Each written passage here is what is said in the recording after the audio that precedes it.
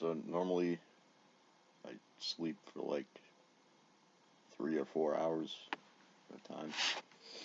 Um, and last night I went to sleep at like around midnight, and I just woke up and it's noon. And that's very rare for me. Uh, I had like the weirdest fucking dream. So if you're gonna listen to this, it might be kind of lengthy. I would pause right now and then go get some snacks or something. Yeah, but anyway, so a bunch of it starts out like the first few hours of this. It started out all foggy. Like I can't remember who anybody was, what I was doing. All I know is I was working at a grocery store, and there was this other kid who I don't. I could, you know how sometimes you have people in your dreams you can't like actually identify who they are, but you're aware that they're there. um, that was the case. Like there's like what you're actually witnessing, and then there's thoughts and like I know who that is. I've worked with him for years, but he didn't have like a name. So we're this is the I have to start like pretty far into the dream because I don't remember the like shit that happened earlier. So I'm working at a grocery store. I'm working with this kid. The manager is a bitch, uh, and she comes passing through. She's checking on everybody, seeing what they're doing, who's getting what done. And me and this kid brought out a bunch of pallets to stock the shelves.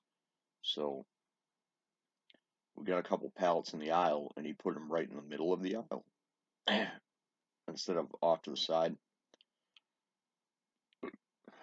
Excuse me. And so I saw her come. I saw the manager coming, and I went into the aisle preemptively, and I was like, "Hey, man, we gotta move these like off to the side." And she comes down the aisle. She's like, "Oh, no, no, no, no, no, that's not how you do it." And she was visibly pissed. And so I'm telling the kid like, "Let's all right, let's move these." And she goes, "No, first I have some bad news." And I was in this is weird to me that like in the dream I was already aware of what she was gonna say. Like me in the dream already knew what the bad news was. And I was like, "What?" She's like, "Unfortunately, we might have to let you go." And I go, "Well, which is it? Do you have to let me go or not? Is there a chance I can stay here?" And she goes, "No, upper management said we have to let you go because you're not in school." Which is weird, but like somehow in the dream it just made sense. That was like a standard, and I chalked that up to like the whole the Biden vaccine mandate thing for work and all that shit. That's probably like what it was. Everything has a meaning in your dreams somehow, whether you figure it out or not. It's like solving a fucking Rubik's cube. Sometimes, but yeah. So she's like following me out, like making sure that I get out of there. And then the her manager like was helping somebody out the door, and he comes up to me, he pokes his head in. I go, "Hey, don't worry, I'm grabbing all my stuff," and all my stuff was on these like shelves. Like they just had shelves for the employees' stuff that they brought in. Um, so in this one I could figure out because like it's about baggage. Like I had all this stuff, and every time I looked back, there was more stuff that I had to. I'm like, "Oh yeah, right. I don't want to forget this. I don't want to forget this." Yeah, there's the like general manager pokes his head in. I don't know why he's outside to begin with, and he had this long-winded explanation of like why I he at first, like, the first half of what he said sounded like, oh, you might be able to come back here, and then the second half was like, you know we're getting you out of here because we need to replace you. And I don't, that was fucking bizarre. And believe it or not, unlike most of my nightmares, this dream does have a good ending. So I don't, for me anyway, it was nice. It was nice to have a nice dream for once. So that happened. He walks away, grabbed my stuff, and this girl, Zaida, who I went to school with, um, we were older, obviously. This was like years after, like anybody would get out of college. She happened to be one of the girls that one of the checkouts. So she's working there, and she had these chocolate crinkle cookies in a bag, like sitting on the shelf next to my stuff. And then she had like her purse and all, everything she brought in. And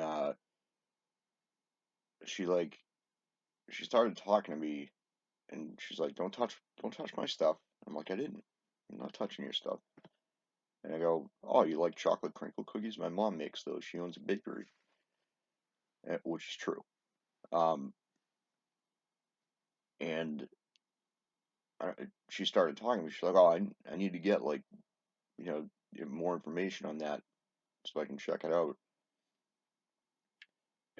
So then somehow, just out of nowhere, I had like this big dolly, like something something you might see at like Walmart or anywhere in retail, but it's just a bed with two handles that go up like taller than you, and I'm loading my stuff on there, and then she starts helping me load the stuff on there.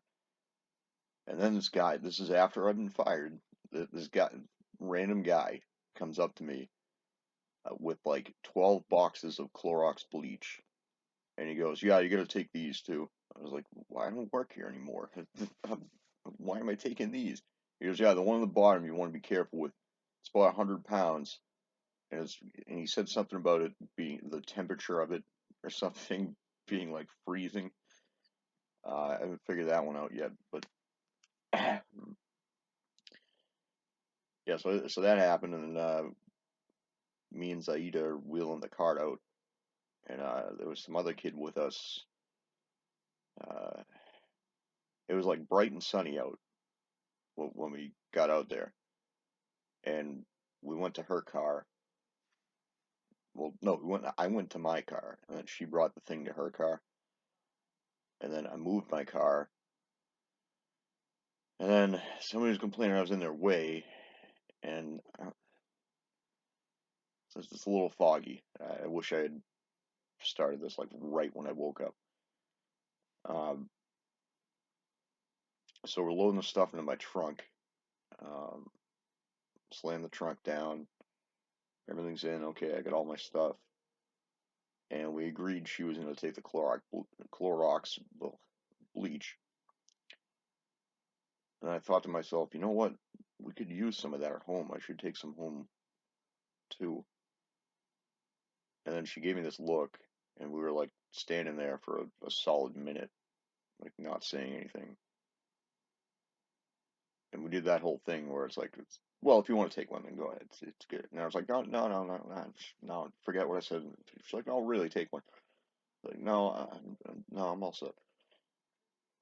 And yeah, that whole thing is useless.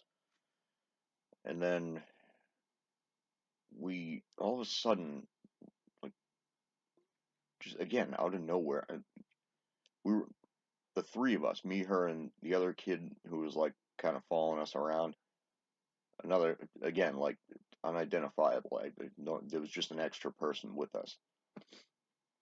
All three of us have our cars lined up um, inside the basement garage of this grocery store, and we're standing there talking.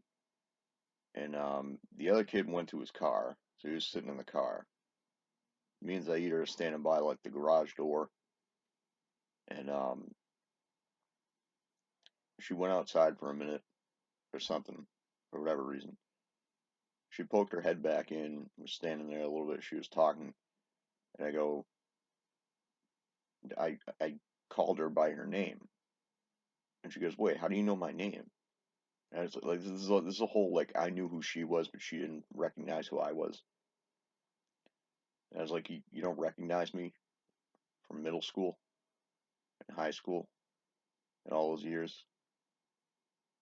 And she was like blown away. She's like, "Oh my God!"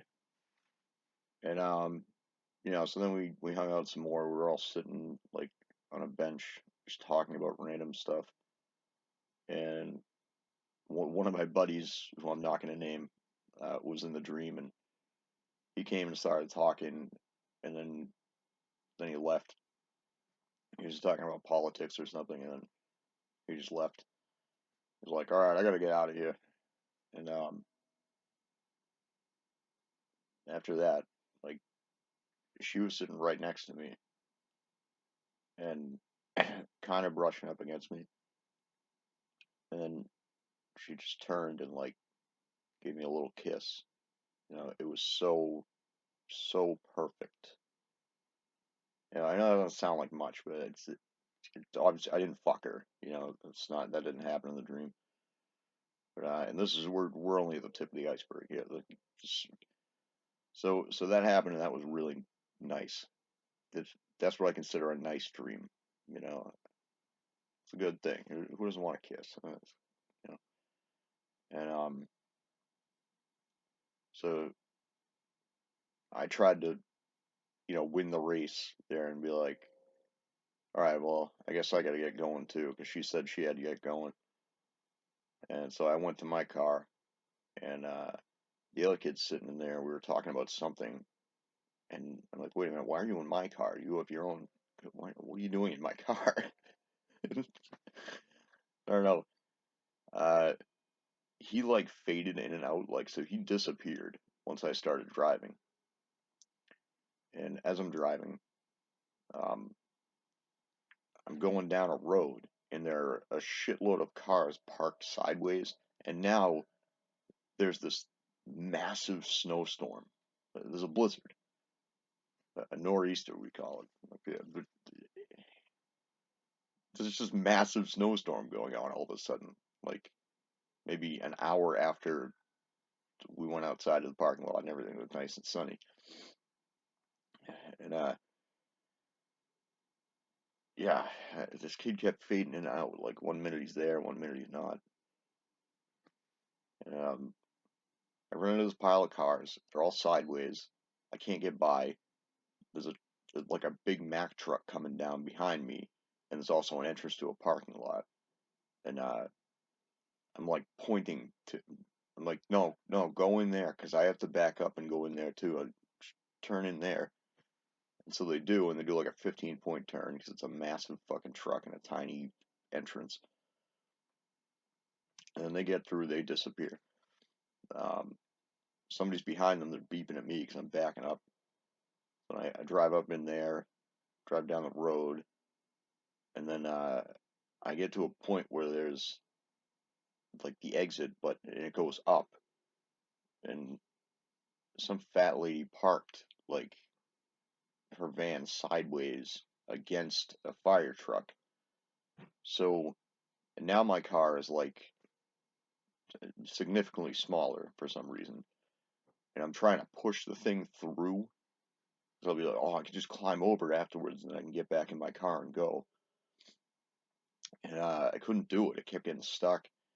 And I was like, whatever. So I picked up my car. Now it's even smaller. Um, and I carry it down that street I was talking about that was blocked by cars.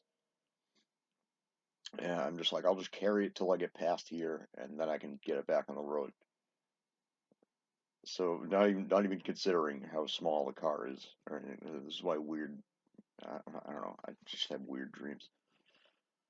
So I get through there. I put the car down, and for some reason I have, at this point, I say it keeps getting smaller. At this point, like I have to take handlebars, put them in. It's like a scooter, basically, at this point. And I have to reconstruct the car.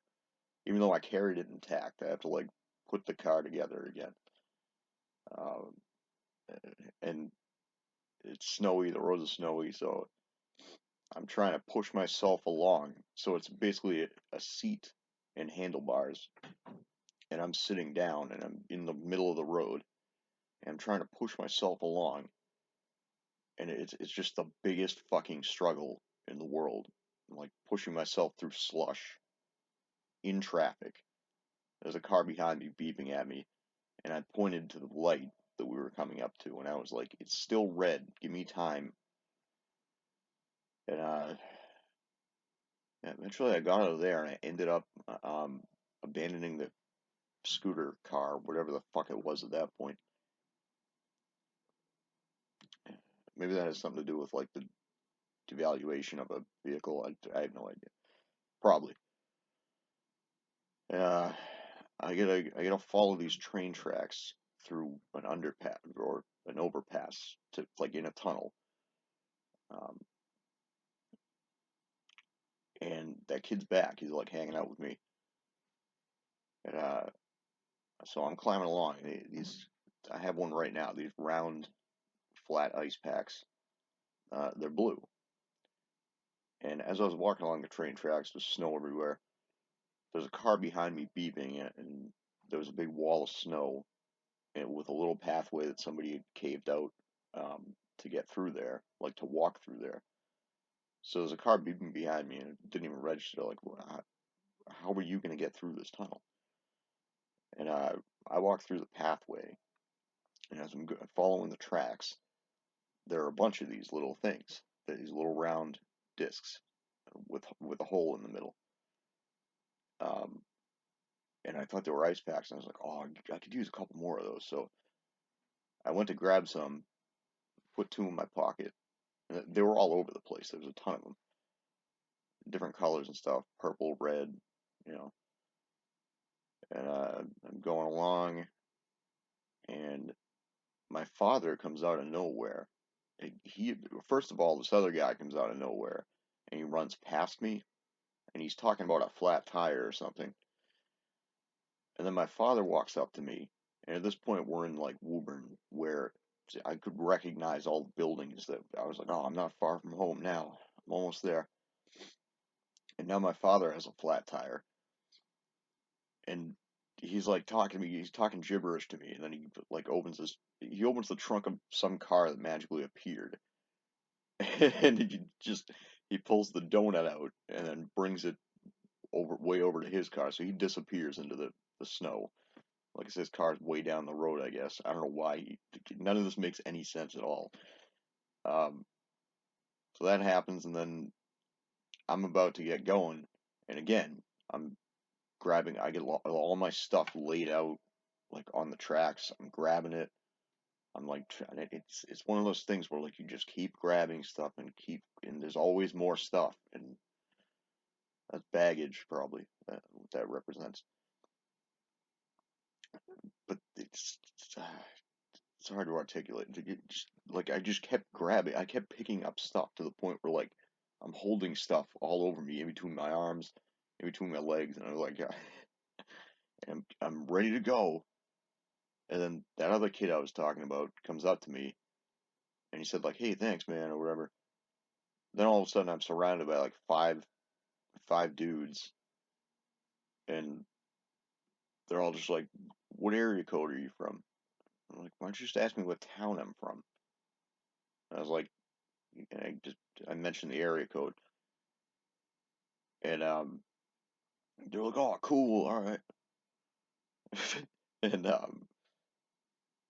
so then the other kid, my quote unquote friend who had been disappearing here and there and popping up, he's over like playing with some Christmas lights on the train tracks, and he started yelling something at me, and I like completely incoherent. I can't remember what he said, but he was angry, Oh, you made new friends, huh? Or something like that. I don't know. And yeah, this is where the dream ends. Um, I'm still on the tracks. I'm still grabbing my stuff and trying to get home in this fucking snowstorm. And I was happy. So there were, for some reason, I had a bunch of GI Joes on, like the little ones on Christmas hooks with me. I had like a bunch of them, and I started picking them up, and I go, "All right, let's go, GI Joes," and they were all gonna come with me, I guess, like all those people that I just met 5 seconds ago. And then I woke up extremely dehydrated and confused. It's a fucking weird ass dream. Yeah, I don't even know. I just record this shit to document my life. But I used to keep a dream journal, but I don't do that anymore. I should.